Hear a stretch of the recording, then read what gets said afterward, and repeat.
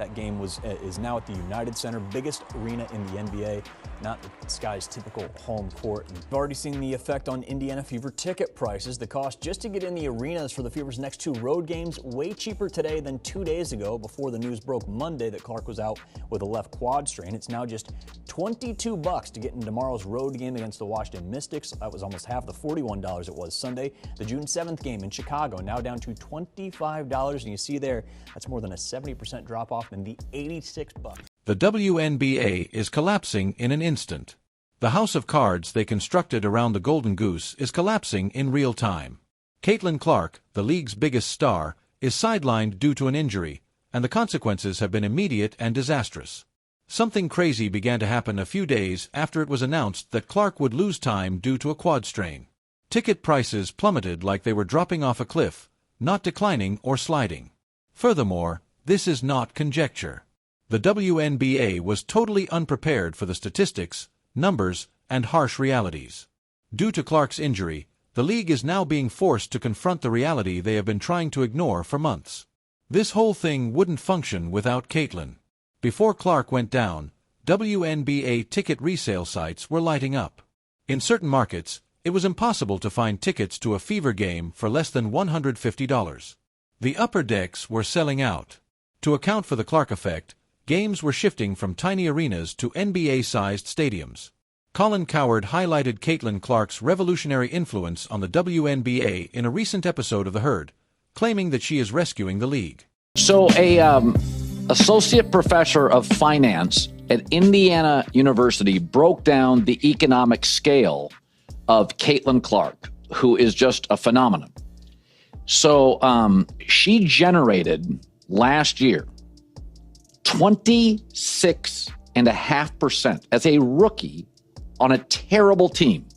26.5% of the economic activity in the league. He noted that Clark's participation has greatly increased ticket sales, viewership, and general interest while highlighting the league's prior difficulties with profitability and exposure.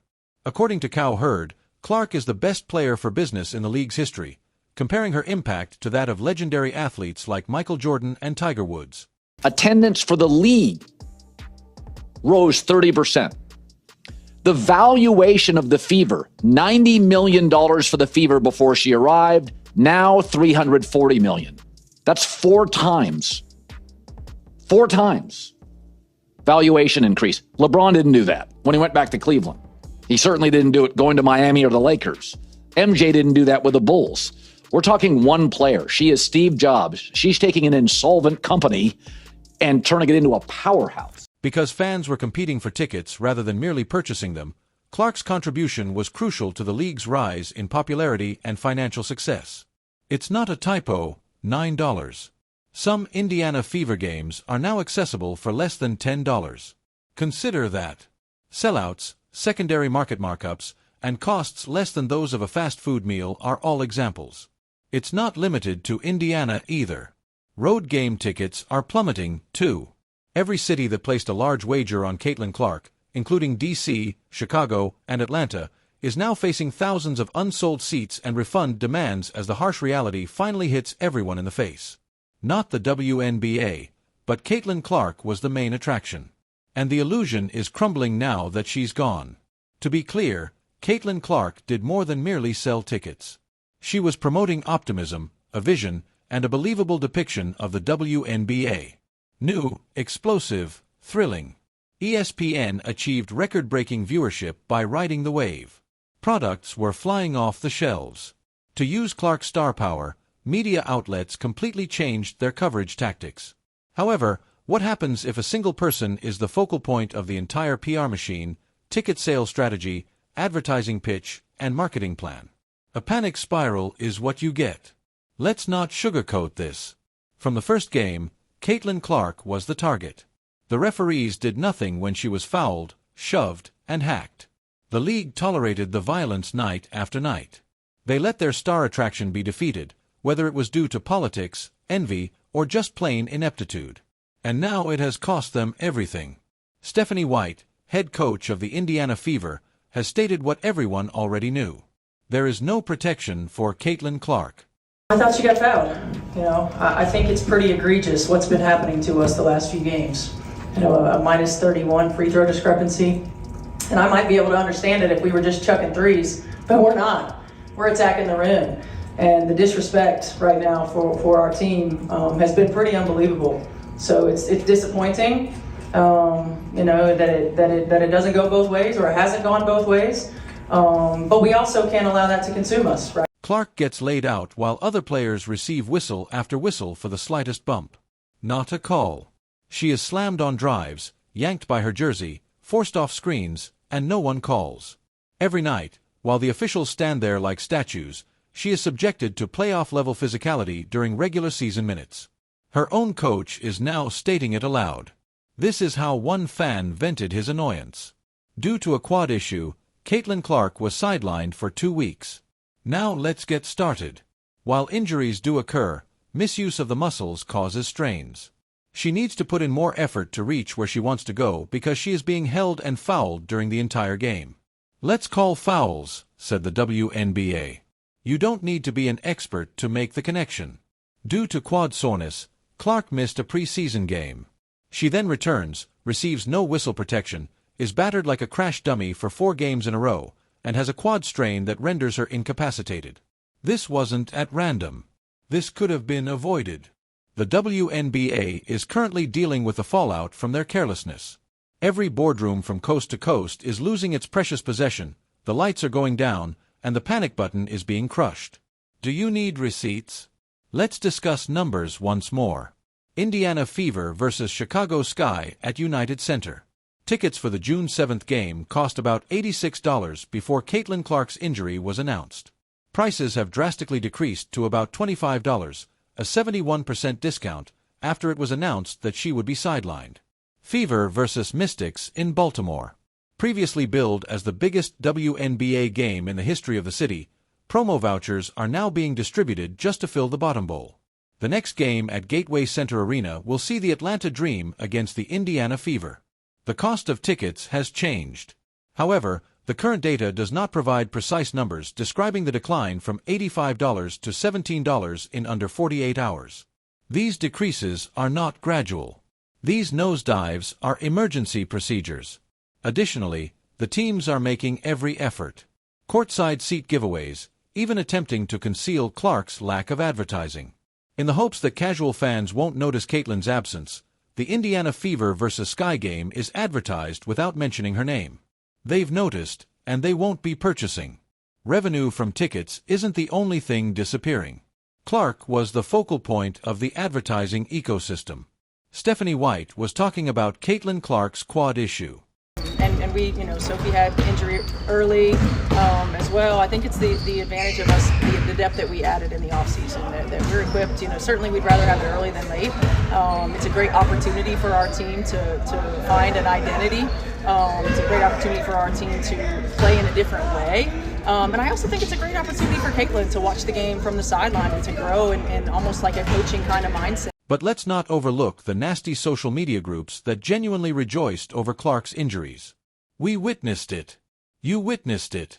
Quote, tweets filled with clapping emojis, laughing gifts, and this is what she deserves comments from fans, from verified accounts, from people who call themselves ambassadors of the women's game. Angel Ree fans are in heaven after seeing this, one fan wrote. Another person said, big news for Ree fans. Luckily, the WNBA can rely on a variety of likable stars like Angel Ree and A.J. Wilson while Caitlin Clark is hurt, a fan commented. Give that some thought. A culture of targeting Clark was allowed to go unchallenged by the WNBA. They are currently witnessing the online explosion of that carelessness digital reflection. Not only did the league fail to keep its brightest star safe, they made it possible for a fan base to celebrate her absence. Not only is that repulsive, but it's also risky. It gives prospective stars the impression that the league won't support them. And who wants to represent this league without star protection? Let's take a moment to discuss basketball. The offensive rating of the Indiana Fever when Clark is playing. 107.5. Without her, 82.2. It's not a dip. It's a collapse. That's the statistical equivalent of suddenly becoming a bottom feeder instead of a postseason contender. Stephanie White, the coach, is putting on a brave front, discussing opportunities for learning and identity development. Of course, there might be a benefit to giving players like Kelsey Mitchell or Aaliyah Boston more playing time. But let's face it, there was a reason why Aaliyah Boston post-ups weren't costing $200 per ticket. Caitlin Clark was the foundation of this club and league. Now what will happen? What would happen if Clark didn't return fully recovered? What happens if this injury doesn't go away? What happens if she recovers more slowly than anticipated or, worse, sustains another injury? Do the networks continue to broadcast Fever games during prime time? Do teams still spend money on national promotions and larger venues? Do casual fans, those who recently learned about the league thanks to Clark, stick around? The early indicators say no. Ratings will decline. Attendance at the arena will plummet. Sales of merchandise will decline. It might take years before the WNBA receives this kind of attention again unless someone, league leaders, team owners, or the players themselves, steps up and changes the culture that led this to occur. According to supporters, this league is unwatchable due to the pervasive bigotry. Ben, since Caitlin Clark had such an incredible talent, I started following the WNBA when she started playing. It was unrelated to race. However, the black-on-white hatred for her became so obvious that it was unwatchable to watch her get egregiously fouled in every game. To be honest, I don't know how she is still able to play in the league. Everyone despises her.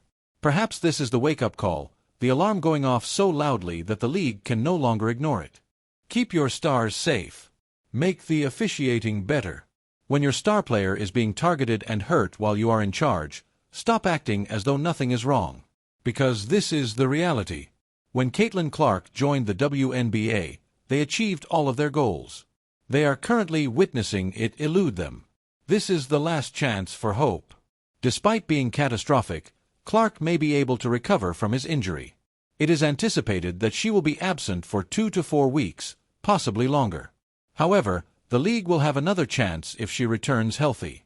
A second opportunity to repair the damage they caused. To convey the idea that star protection is a must. To rebuild the trust of fans, sponsors, and broadcasters. And to acknowledge at last that the Clark effect is not a fad. It is your league's new cornerstone. This relates to women's sports future. The WNBA gained millions of new viewers because to Caitlin Clark. She won over skeptics. She converted casual admirers into ticket purchasers. She provided the league with something they had never had. Significance to mainstream culture. What was the league's reaction? They allowed her to be assaulted. They allowed the referees to ignore them. They allow envious players to take cheap shots. And now they're suffering the price. The cost of tickets is plummeting. Ratings are about to plummet. The story is sliding. This is more than one injury. This is about a league that was given a fantastic opportunity at last and almost lost it when things got tough. The question is now straightforward. Will this teach them anything? Or will they let everything to collapse once more? Because the WNBA just discovered its true nature in the absence of Caitlin Clark. And that truth is horrifying at the moment.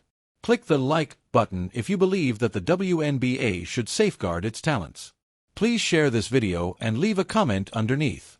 Tell us if the league can continue without Caitlin Clark or if this is the start of the end by subscribing for more unvarnished opinions.